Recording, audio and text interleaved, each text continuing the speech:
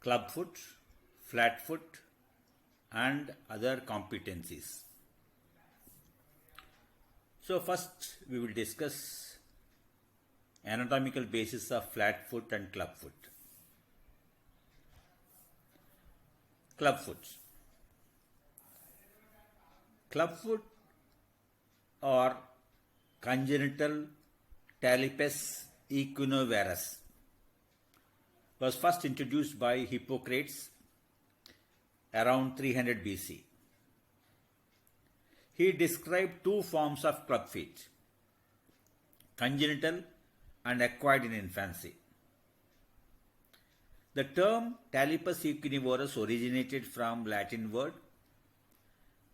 Its meaning is talus means ankle, pes means foot, equinus horse-like, that is heel in plantar flexion, and varus means the foot is inverted and erected.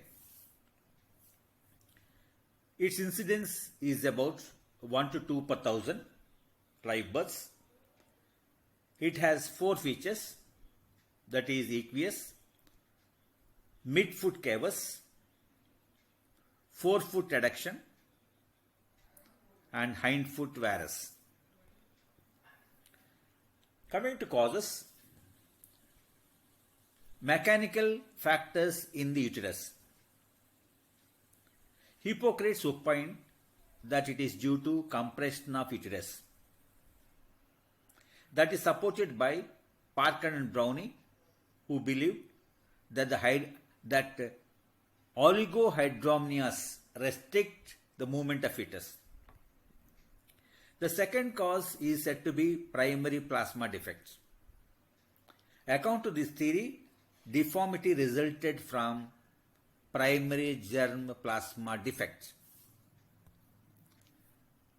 Coming to another cause, Schutter and von Volkmann proposed that early embryonic life arrest of fetal development was the cause of congenital clubfoot. And the fourth cause is environmental influences. Cigarette smoking along with family history was associated with the causative factors for clubfoot, especially in antenatal period. And the fifth factor is polygenic theory. Here the clubfoot tends to be in familial disease, and Wayne Davis supported polygenic theory that is about 2.9 siblings of the first degree relatives had this deformity as compared to 1 to 2 per 1,000. Then we go to flat feet. Among foot defects which cause disability, flat foot is one of the commonest. Normally, the body weight is borne through the arches, that is medial and lateral longitudinal arches. In normal feet or normal foot, the medial border of each foot is raised from the ground. But in flat foot, this arch is low and collapsed. There are four groups of anatomical peculiarities that cause flat foot. And this is frequent familial incidence. There is frequent familial incidence of flat foot. First one is wrongly set lower limb. The lower limb may be wrongly set on the trunk. The entire limb may be externally rotated, or the leg only may be rotated from knee downwards. The patient stands like Charlie Chaplin. This posture puts strain upon the apex of the arch and it can topple it. Then the second one is wrongly set leg. The leg only may be wrongly set. The example is knock knees. Knock knee and flat foot is common in children aged 2 to 6 years. Then there can be wrongly set foot. The foot may be wrongly set on the leg. A short calf muscle or Achilles tendon prevents adequate dorsiflexion of the ankle joint, resulting in flat foot. There can also be wrongly set forefoot. The forefoot may be wrongly set on the hind foot. The forefoot may be varus, with the soles of the feet adducted. So, in the end, there is also one more condition, that is rare congenital flat foot. Here, the foot is convex on the plantar surface, that is boat shaped, and the talus is in equine position, and the forefoot is dorsiflexed. Then we go to metatarsalalgia and plantar fasciitis. So we first will start with metatarsalalgia. Metatarsalalgia is a pain in the forefoot under one or more metatarsal heads. The causes of metatarsalalgia is classified into three groups, that is primary, secondary and iatrogenic, that is after forefoot surgery. Primary metatarsalalgia. It is due to metatarsals and their relation to one another and to the rest of the foot. For instance, forces on the M2 are increased in patients with congenital brevity of M1, that is metatarsal 1, or due to acquired hallux valgus. The secondary metatarsalalgia is caused by conditions that increase metatarsal loading via indirect mechanisms, for example, chronic synovitis. Forefoot surgery has increased the incidence of iatrogenic metatarsalalgia. The cause of metatarsalalgia is the transfer of forces to the foot during the gait cycle. Anatomical basis. The anatomical basis is the metatarsal heads are aligned along harmonious curve. During weight bearing, the 5 metatarsal heads are at the same distance from the ground. The angle between the bone and the ground decreases from M1, that is 20 degrees, to M5, that is 5 degrees.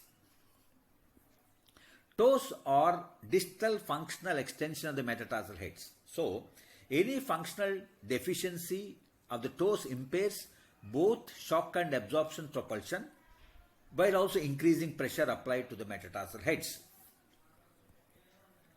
Then we go to plantar fasciitis. Plantar heel pain is caused by plantar fasciitis. In this condition, pain and palpable tenderness is felt in the area of medial calcaneal tuberosity. There is startup pain. So it is present when taking the first few steps in the morning.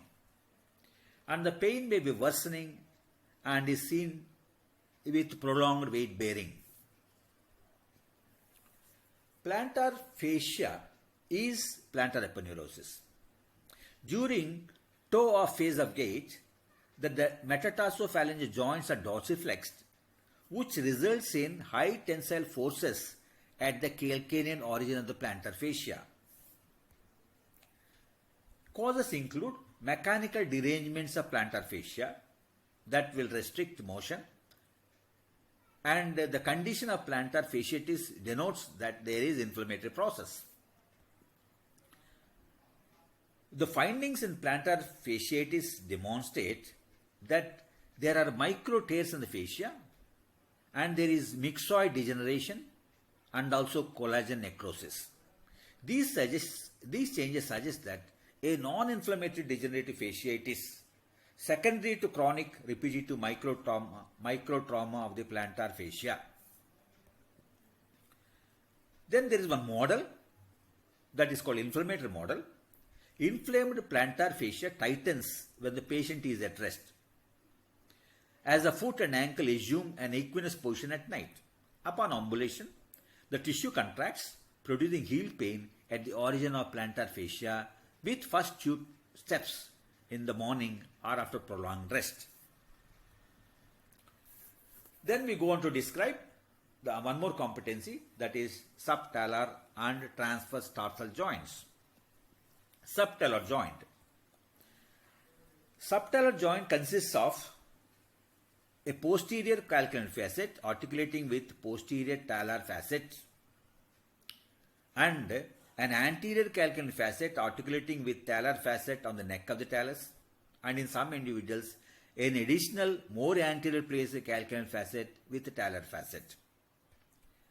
If there are three facets, then they are named as posterior, middle and anterior facets, that is calcaneal and talar facets. If there are two facets, they are named as posterior and anterior calcaneal and talar facets. The anterior medial joint is supported by a structure called sustentaculum tali of the calcaneus. Posterior subtalar joint. The posterior portion of subtalar joint has its own capsule. Anterior to the posterior facet, there is a deep groove in the calcaneus called sulcus calcaneae. It joins with a similar depression, sulcus tali, to form a tunnel named sinus tarsi. The calcaneus and talus within the groove have two interosseous ligaments that form the chief support of the subtalar joint. Then coming to movements in the muscles, the main movement at the subtalar joint is eversion and inversion of foot. The posterior compartment muscles and tibialis anterior muscles are inverters. The lateral compartment muscles, peroneus tertius and extensor digitorum longus muscle are everters. Transverse tarsal joint. The transverse tarsal joint or mid-tarsal joint is formed by two joints, talonavicular and calcaneocuboid. Talonavicular joint consists of talar head and navicular bone. The calcaneocuboid joint has anterior surface of calcaneus and cuboid bone. There are several ligaments that provide support to this joint complex. And the movements and muscles, the muscles that cross the joints produce plantar flexion, dorsiflexion, inversion and eversion, abduction and adduction. Then we go to another concept, that is anatomical basis of enlarged inguinal lymph nodes. Inguinal region has lymph nodes which drain lower limb, pelvis and perineum and abdomen. Inguinal lymph nodes are named as deep and superficial. They receive metastatic spread from lower limb epithelial cancers, genitourinary and lower gastrointestinal cancers. So these nodes are important. They drain lymphatics arriving from lower limb, groin, penile, vulvar and rectal regions. Superficial group may be divided into two groups, proximal and distal. Proximal group are located 1 cm distal to inguinal ligament. Distal group are along the termination of great saphenous vein. Proximal group. The proximal group is divided into medial and lateral groups. Lateral nodes, they receive drainage from gluteal and infraumbilical anterior abdominal wall. The medial nodes receive lymphatics from external genitalia, inferior anal canal and perianal regions. Proximal group also receives lymphatics from prepuce of penis, scrotum in males, then superior and lateral surface of fetus, prepuce of the clitoris, vulva and ostium of vagina in females. These are all drained into superficial group of lymph nodes. Distal group. They drain lower limbs with the exception of posterolateral calf area.